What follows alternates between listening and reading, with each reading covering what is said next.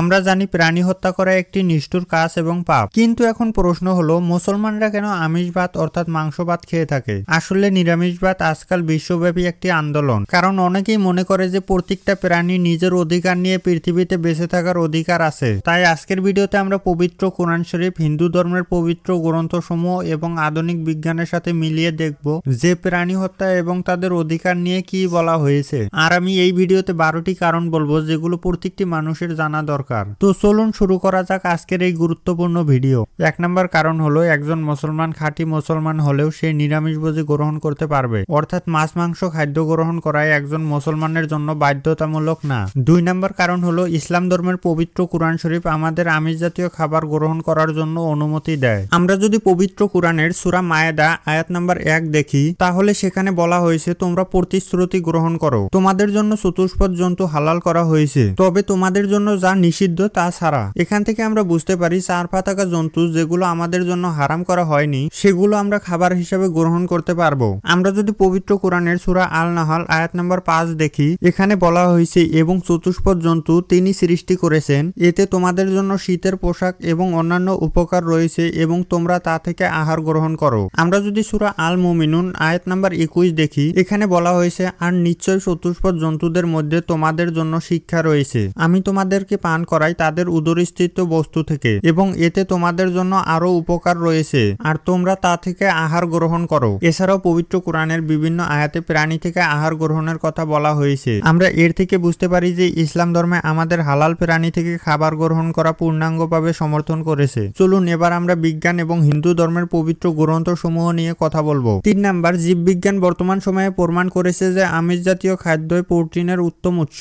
একমাত্র মানুষের শরীরে মাংস খাওয়ার মাধ্যমে পরিপূর্ণ পুষ্টি লাভ করতে পারে। এই আমিষ জাতীয় খাদ্য অর্থাৎ মাংসতেই জৈবিকভাবে প্রচুর প্রোটিন রয়েছে, যেমন 8টি অত্যন্ত প্রয়োজনীয় এমিনো অ্যাসিড যা শরীরের দ্বারা পরিপূর্ণ হয় না, সেগুলো আমাদের সুষম খাদ্যের মাধ্যমে সরবরাহ করতে হয়। কারণ মাংসের মধ্যে রয়েছে আয়রন, ভিটামিন, প্রোটিন, ফসফরাস ইত্যাদি। এ থেকেই প্রমাণ হয় যে আমিষ জাতীয় খাদ্য গ্রহণ না করলে আমাদের শরীর লাহে লাহে দুর্বল হতে থাকবে। 4 নম্বর কারণ হলো মানুষের মধ্যে রয়েছে সর্বভোজী দাঁত। আপনি যদি ভালো করে লক্ষ্য করেন তাহলে দেখতে পারবেন যে তৃণভোজী প্রাণী যেমন গরু, ছাগল, ভেড়া ইত্যাদির দাঁতের বিন্যাস একই রকম, অর্থাৎ এইসব পশুর দাঁত ভোঁতা ও সমতল, যা তৃণজাতীয় খাদ্য গ্রহণের জন্য উপযোগী। অপরদিকে আপনি যদি মাংসভোজী প্রাণীদের যেমন সিংহ, বাঘ ও নেকড়ে ইত্যাদির দাঁত লক্ষ্য করেন তাহলে আপনি দেখতে পারবেন যে এইসব পশুর দাঁত সুচালো ও ধারালো, যা মাংস খাওয়ার জন্য উপযোগী। এমনিভাবে আপনি যদি মানুষের দাঁত লক্ষ্য করেন তাহলে আপনি বিস্ময়করভাবে দেখতে পারবেন যে তাদের 2 ধরনের দাঁত রয়েছে। যেমন মানুষের রয়েছে সমতল দাঁত, তেমনিভাবে সুচালো দাঁতও রয়েছে, অর্থাৎ মানুষের দাঁত মাংস ও তৃণ উভয় জাতীয় খাদ্য গ্রহণের জন্য উপযোগী। যদি এখনো কেউ প্রশ্ন করে যে মহান সর্বশক্তিমান আল্লাহ আমাদের নিরামিষ খাওয়ার জন্য বানিয়েছেন, তাহলে নিজেদেরকেই একবার প্রশ্ন করে দেখবেন যে মানুষকে কেন সুচালো ও ধারালো দাঁত দিলেন। এই দাঁতের মাধ্যমে প্রমাণিত হয় যে মানুষ প্রয়োজন অনুসারে নিরামিষ ও আমিষ খাদ্য গ্রহণ করতে পারবে। এখন যে আমি 5 নম্বর কারণটি বলবো সেটি এর চেয়েও মজাদার। 5 নম্বর কারণটি হলো আমিষ ও নিরামিষ উভয় প্রকার খাদ্য মানুষে হজম করতে পারে। আমরা যদি উদাহরণ হিসাবে ধরি, তৃণজাতীয় প্রাণীগুলো শুধু তৃণজাতীয় খাদ্যই হজম করতে পারে, অপরদিকে মাংসভোজী প্রাণীগুলো কেবল মাংস হজম করতে পারে, কিন্তু মানুষ নিরামিষ ও আমিষ জাতীয় খাদ্য হজম করতে পারে। এখন আপনারা নিজেকেই একটি প্রশ্ন করে দেখবেন যে সর্বশক্তিমান আল্লাহ যদি চাইতেন আমরা শুধু নিরামিষ জাতীয় খাদ্য গ্রহণ করি, তাহলে আমাদের আমিষ ও নিরামিষ উভয় খাদ্য হজম করার শক্তি কেন দিলেন? 6 নম্বর কারণ হলো হিন্দু ধর্মের পবিত্র গ্রন্থসমূহ আমিষ জাতীয় খাদ্য গ্রহণ করার জন্য অনুমতি দেয়। অনেক হিন্দু আছেন যারা কার্যকরভাবে নিরামিষভোজী। আমিষ জাতীয় খাদ্য গ্রহণকে তারা ধর্মবিরোধী বলে মনে করে, কিন্তু প্রকৃত ব্যাপার হলো ধর্মগ্রন্থগুলো আমিষ জাতীয় খাদ্য ভক্ষণের অনুমতি দেয়। ধর্মগ্রন্থসমূহে উল্লেখিত আছে যে হিন্দু সাধু সন্ন্যাসীরা আমিষ জাতীয় খাদ্য গ্রহণ করতেন। চলুন এবার আমরা কিছু প্রমাণের সাহায্যে দেখব। হিন্দু ধর্মের আইনের গ্রন্থ মনুস্মৃতির 5 নং অধ্যায় 30 নং শ্লোকে উল্লেখিত হয়েছে যে প্রাণী হত্যা করা হয় তা কোনো পাপ নয়, কারণ ভগবানই তাদের ভক্ষণযোগ্য হিসাবে সৃষ্টি করেছে এবং ভক্ষণকেও তিনি সৃষ্টি করেছেন। এছাড়াও মনুস্মৃতির 5 নং অধ্যায়নের 39 নং শ্লোকে বলা হয়েছে যজ্ঞের উদ্দেশ্যে পশু পাখি সৃষ্টি করা হয়েছে এবং স্বয়ং সর্বশক্তিমান ঈশ্বরের দ্বারা সৃষ্টি হয়েছে। যজ্ঞের মাধ্যমে সমস্ত জগতের সম্পদ ও প্রশান্তি লাভ হয়, সুতরাং যজ্ঞে সবার কল্যাণ নিহিত।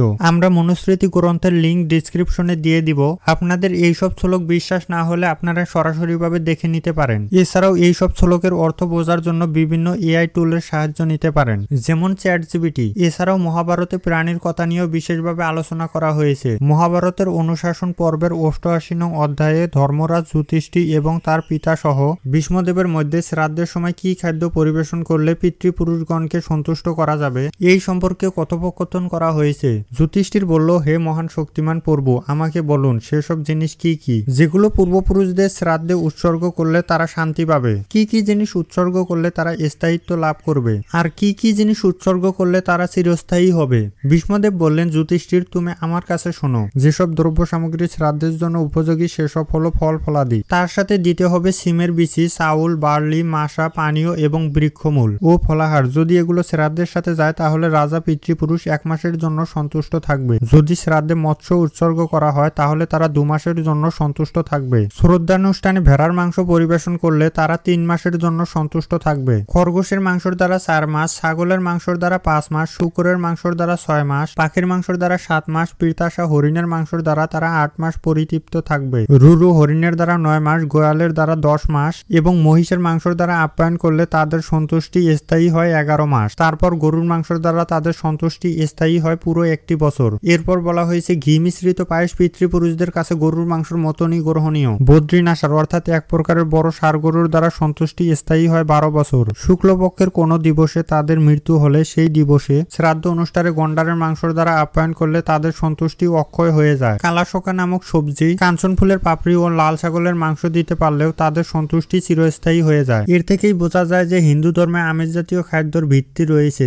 আর আপনারা যদি মহাভারতের এই পর্বটি পড়তে চান তাহলে আমি ডেসক্রিপশনে পিডিএফ এর লিঙ্ক দিয়ে দিব, সেখান থেকে পড়তে পারেন। 7 নম্বর কারণ হলো হিন্দুবাদ অন্য ধর্মের দ্বারা প্রভাবিত। যদিও হিন্দুদের ধর্মগ্রন্থগুলো তাদের অনুসারীদেরকে আমিষ জাতীয় খাদ্য গ্রহণ করতে অনুমতি দেয়, তবুও অনেক হিন্দুই নিরামিষ জাতীয় খাদ্য গ্রহণকে তার সাথে সংযুক্ত করে নিয়েছে, কেননা তারা অন্য ধর্মের দ্বারা প্রভাবিত হয়েছে, যেমন জৈন ধর্মের দ্বারা। আমরা এখন পর্যন্ত এই ভিডিওতে পবিত্র কোরআন শরীফ, হিন্দু ধর্মের বিভিন্ন গ্রন্থসমূহ এবং আধুনিক বিজ্ঞানের বিভিন্ন দিক দেখিয়েছি, যেখান থেকে স্পষ্টভাবে প্রমাণ হয়েছে যে আমিষ খাদ্য গ্রহণ করতে কোনো বাধা নেই। 8 নম্বর যে কারণটি বলবো সেটি হলো উদ্ভিদেরও প্রাণ আছে। কিছু নির্দিষ্ট ধর্ম তাদের খাদ্য নীতিতে নিরামিষবাদকে সংযোজন করে নিয়েছে, কারণ তারা জীব হত্যার একেবারেই বিরোধিতা করে। আগের কালে লোকেরা মনে করত যে উদ্ভিদের কোনো প্রাণ নাই, তারা প্রাণহীন পদার্থ, কিন্তু আজকাল এটি সার্বজনীন সত্য যে প্রত্যেকটি উদ্ভিদেরই প্রাণ আছে। এই যুক্তি থেকে প্রমাণ হয় যে যারা খাঁটি নিরামিষ বোঝে তারাও জীব হত্যা অর্থাৎ প্রাণ হত্যা করে আছে। 9 নম্বর যে কারণটি বলবো সেটি হলো উদ্ভিদও ব্যথা অনুভব করতে পারে। বর্তমান আধুনিক বিজ্ঞান আমাদেরকে বলে উদ্ভিদ ব্যথা অনুভব করতে পারে, কিন্তু উদ্ভিদের সেই ব্যথা ও কান্দা মানুষ শুনতে সক্ষম নয়। সর্বশেষ গবেষণার ফল হলো উদ্ভিদ সুখ দুঃখ অনুভব করতে পারে এবং চিৎকার করে কাঁদতেও পারে। আমেরিকার একজন কৃষি খামারের মালিক অনেক গবেষণা করে একটি যন্ত্র আবিষ্কার করেছেন যা দিয়ে উদ্ভিদের কান্দা মানুষ শুনতে পারে। এ থেকেই আমরা বলতে পারি যদি প্রাণী হত্যা করা অপরাধ হয় তবে উদ্ভিদ ও প্রাণী হত্যা করা দুটোই সমান অপরাধ। 10 নম্বর যে কারণটি বলবো সেটি হলো 2 ইন্দ্রিয়বিহীন প্রাণী হত্যা করা কোনো লঘু অপরাধ নয়। এখন অনেক নিরামিষভোজীরা প্রশ্ন করবে যে উদ্ভিদের তো 2টি ইন্দ্রিয় আছে অথচ প্রাণীদের 5টা ইন্দ্রিয় রয়েছে, সুতরাং উদ্ভিদ হত্যা করা প্রাণী হত্যার চেয়ে লঘু অপরাধ। এখন যদি আমি একটা উদাহরণ হিসাবে ধরে নেই যে আপনার ভাই জন্মগতভাবে বোবা ও কানা, অর্থাৎ আপনার ভাইয়ের অন্য মানুষের থেকে 2টি ইন্দ্রিয় কম আছে। এখন যদি কেউ আপনার ভাইকে মেরে ফেলে তাহলে কি আপনি অপরাধী ব্যক্তির শাস্তি কমিয়ে দিবেন? প্রকৃতপক্ষে দেখা যাবে যে আপনি বিচারকের কাছে গিয়ে আরো বেশি শাস্তি দেওয়ার ব্যবস্থা করবেন। 11 নম্বর যে কারণটি বলবো সেটি হলো চতুষ্পদী প্রাণীর সংখ্যা বৃদ্ধি। যদি প্রত্যেকটি মানুষ নিরামিষভোজী হয় তাহলে পৃথিবীতে চতুষ্পদী প্রাণীর সংখ্যা বেড়ে যাবে, যেহেতু তাদের উৎপত্তি অত্যন্ত দ্রুত জ্যামিতিক হারে বেড়ে থাকে। কারণ কিছু কিছু জন্তু একটা থেকেও বেশি বাচ্চা জন্ম দিয়ে থাকে এবং কিছু কিছু জন্তু বহুত কম সময়ে বাচ্চা জন্ম দিয়ে থাকে। আল্লাহ তাআলা তার অসীম জ্ঞানের দ্বারা অবগত কিভাবে তার সৃষ্টিকুলের মধ্যে সঠিকভাবে ভারসাম্য রক্ষা করবেন। সুতরাং তিনি আমাদের গো মহিষের মাংস খাওয়ার অনুমতি দান করলে আমাদের তাতে বিস্ময়কর কিছু নেই। 12 নম্বর যে কারণটি বলবো সেটি হলো সবাই আমিষভোজী না হয় মাংসের মূল্য সংযত আছে। কিছু কিছু মানুষ খাঁটি নিরামিষভোজী হলে তাতে আমরা কিছু মনে করি না, তবে আমিষভোজীদের প্রতি তাদের নির্মমভাবে নিন্দা করা উচিত নয়। মূলত যদি সব ভারতীয় বা বাংলাদেশিরা আমিষভোজী হয়ে যায় তাহলে বর্তমান আমিষভোজীরা ক্ষতিগ্রস্ত হবে, কেননা তখন মাংসের দাম অনেক গুণে বেড়ে যাবে। মূলত এই ছিল আজকের ভিডিও। পরবর্তী ভিডিও কি নিয়ে চান অবশ্যই কমেন্টে জানাবেন।